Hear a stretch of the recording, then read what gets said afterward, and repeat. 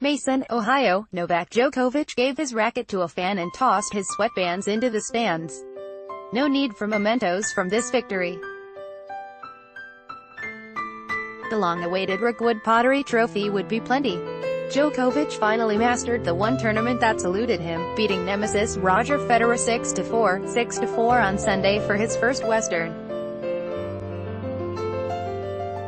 Novak Djokovic celebrates his win over Roger Federer in the men's final of the Western. Read more. Novak Djokovic keeps unbeaten record against Milos Raonic. Article continued. Raonic back is top-ranked Canadian after Shapovalov slides 6 spots. "Thank you for letting me win once in Cincinnati," he told Federer as they stood on court for the trophy presentation. After reaching the final 5 times and losing every time, 3 to Federer, Djokovic jumped and punched the air in celebration of his breakthrough. He's the first to claim all 9 ATP Masters 1000 events since the series started in 1990, something that had become his quest after so many close calls. "That's what the headline should be about. This is such an amazing accomplishment," Federer said. "He's the first to do it. I think it's very difficult to win Masters 1000s. These performances don't come easy." Djokovic leads their all-time series 24-22, doing better in the biggest matches. He's 3-1 against Federer in Grand Slam finals and 12-6 overall in championship matches, including wins at Wimbledon and the U.S. Open in 2015, Djokovic completed a long comeback from elbow problems by winning his 4th Wimbledon title last month, then set out to get his hard court game in order for the U.S. Open.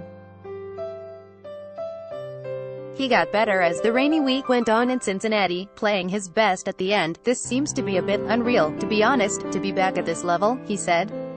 Article continued below. Federer's serve had been untouchable all week, held for 46 consecutive games.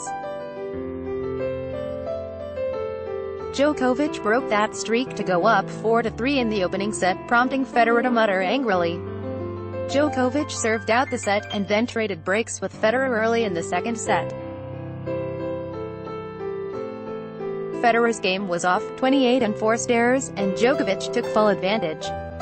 He broke him again to go up 4-3 and served it out. In the women's bracket, top-ranked Simona Halep let a match-point slip away during the second set tiebreaker, and Kiki Bertens rallied for a 2-6, 7-6, 6, 6-2 victory in her first hard-court final. Bertens served a 109 meters (PH) ace, flipped her racket away, fell to her knees and raised both arms. Moments later, she covered her face for a joyous cry, wiping the tears away with her sweat-soaked blue wristband. 1 point away from another loss, she had pulled off her biggest win, one that left her as stunned as everyone else. "I cannot find words for this moment," she said. The Dutch clay court specialist ended Halep's streak of 9 straight wins, including the title at Montreal a week earlier. She'd never beaten a top-ranked player, but wore down Halep at the end of her 2 draining weeks. During the week in Cincinnati, Halep had 1 match suspended overnight by rain and wound up playing twice in one day to reach the semifinals. She controlled the first set on Sunday and had a chance to close it out, leading 6-5 in the tiebreaker.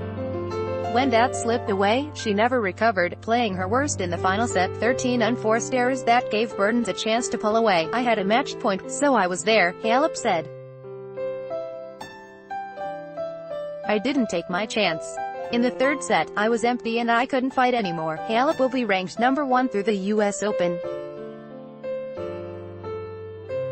She fell to 0-3 in Cincinnati finals, finishing as the runner-up in 2015 and each of the last 2 years. "I need a little bit of rest because I'm exhausted," Halep said. "But I also take the positive from these 2 weeks. It's a great confidence boost." Bertens has worked on her hard court game and her confidence on the surface. In 3 previous appearances in Cincinnati, she won a total of 1 match. She became the first unseeded player to win in Cincinnati since Vera Zvonareva in 2006.